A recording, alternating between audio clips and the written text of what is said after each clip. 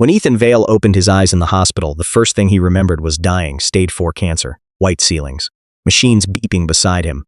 Then darkness, but instead of death, he woke inside the body of a teenage villain from a web novel he once hated reading. A cold mechanical voice echoed in his mind. System activated. Host has transmigrated into Rise of the Eternal. King. Current identity.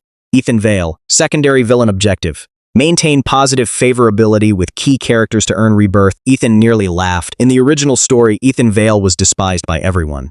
Arrogant, cruel, jealous of the protagonist, Lucas Hart, and eventually abandoned by his family and killed like trash. I'm seriously stuck as him, Ethan whispered. The system answered calmly. Change their opinions. Survive, so he tried. For the next 20 years, Ethan reshaped his entire life. He became the perfect son to Jonathan and Elise Vale, even when they barely acknowledged him. He helped his younger sister Sophie with school every night. He protected classmates from bullies. He volunteered at shelters. No one knew he secretly funded education programs for girls in isolated mountain towns across Eastern Europe. He never asked for praise, because survival mattered more than pride, and slowly, he believed things were changing, until Luke's heart appeared. The moment the protagonist transferred into Westbridge Academy, everything Ethan built started collapsing. Rumors spread overnight. A missing scholarship fund. Ethan stole it. A brutal fight downtown. Ethan arranged it. A teacher forced to resign. Ethan threatened him. Ethan stared silently as students whispered around him in the hallway. He's disgusting. I knew rich guys like him were fake. Lucas warned us about him. Even Claire Bennett, the girl Ethan had quietly loved for years, looked at him with disappointment in her blue eyes. You really did those things? She asked softly. Ethan opened his mouth, but then he stopped because he realized something horrifying. No matter what he did, the story still wanted him to be the villain. And maybe fate could never be changed. Ethan stopped defending himself after that. It was exhausting. Every explanation sounded like manipulation in other people's ears. Every silence became proof of guilt. At home, the atmosphere worsened. Jonathan Vale slammed a newspaper onto the dining table one morning. Another scandal? His father snapped. Do you enjoy humiliating this family? Ethan glanced at the article accusing him of bribery at school. He hadn't done it, but he simply replied, sorry. His mother sighed in disappointment. Sophie avoided looking at him entirely. Only Lucas, the golden boy, seemed trusted by everyone. The irony made Ethan smile bitterly. Lucas always appeared at the perfect moment, comforting others after disasters Ethan supposedly caused, like a hero stepping into the light. Meanwhile, Ethan became darker in everyone's memories. Weeks later, Claire confronted him outside the library. Rain poured heavily around them.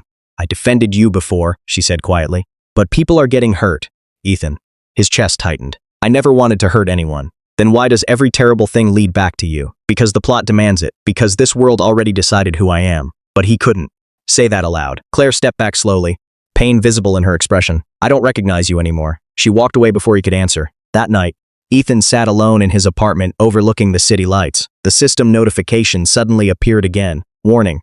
Favorability ratings dropping rapidly. Failure probability increasing. Ethan stared at the screen numbly. 20 years. 20 years of trying to become someone good. And still, nobody truly believed in him. For the first time since arriving in this world, he felt tired enough to give up. Winter arrived early that year. Snow covered the streets of London while Ethan quietly disappeared from everyone's lives. He stopped attending social events. Stopped contacting friends. Even at university, he kept his head down and avoided attention. People assumed guilt had finally exposed him. But the truth was simpler. Ethan was dying. The system had hidden one final condition from him.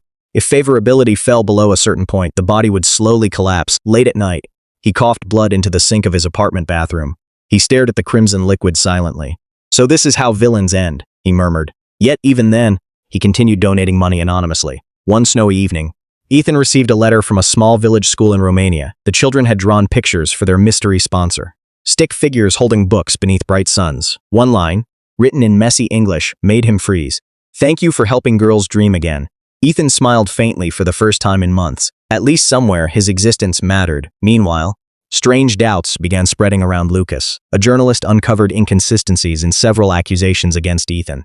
Security footage from an assault case mysteriously vanished after Lucas visited the police station. Claire started noticing things too. Lucas always redirected blame perfectly. Too perfectly. One evening, Sophie entered Ethan's room without knocking. She froze when she saw medical reports scattered across the desk. Cancer, organ failure, critical condition. Her hands trembled. Brother, since when? Ethan calmly closed the papers. It doesn't matter. But for Sophie, it suddenly mattered more than anything. Sophie couldn't sleep after discovering the truth. Memories haunted her relentlessly. Ethan waiting outside her dance recitals with hot chocolate in winter. Ethan teaching her math before exams. Ethan secretly paying for her study abroad application when their father refused. How had she ignored all of it so easily? The next morning, she confronted their parents. "You were wrong about him," Sophie shouted. Jonathan frowned. "Watch your tone. He's dying." Silence crashed across the room. Elise dropped her coffee cup. "What?" Sophie threw the medical reports onto the table with shaking hands. Their mother read the diagnosis.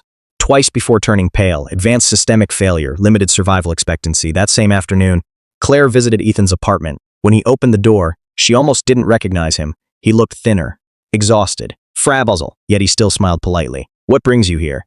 Claire struggled to speak. "Why didn't you tell anyone?" Ethan shrugged lightly. Would it have changed anything? Her eyes reddened. For the first time, guilt pierced through the image she had built of him. Then came the final blow. A leaked file exposed Lucas Hart's manipulation of multiple incidents tied to Ethan. Witness intimidation. Fabricated. Evidence, financial fraud. The internet exploded overnight. People who once cursed Ethan suddenly changed sides. But Ethan felt nothing while reading the headlines. No anger, no satisfaction. Just emptiness, because apologies arriving at the edge of death felt meaningless. And deep down, he had already stopped hoping for love. Spring arrived with soft rain and gray skies. Ethan sat alone on a hospital rooftop, watching clouds drift above the city. The system notification flickered weakly before him. Mission failure. Preparing consciousness separation. He laughed quietly. After everything, this was the ending waiting for him. Footsteps suddenly echoed behind him. Claire, Sophie, his parents, even old classmates, all carrying regret too heavy for words. Jonathan Vale stepped forward first, his proud voice broken. "I failed you as a father." Elise began crying openly. Claire's hands trembled as she whispered, "I should have trusted you." Ethan looked at them silently. Years ago, he would have given anything to hear those words. Now they only felt distant.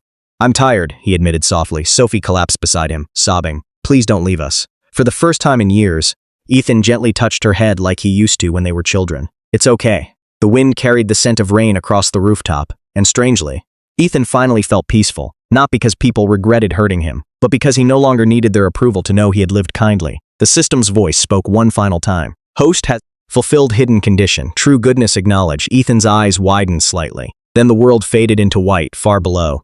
The people who once misunderstood him cried for the man they had realized too late was never the villain at all.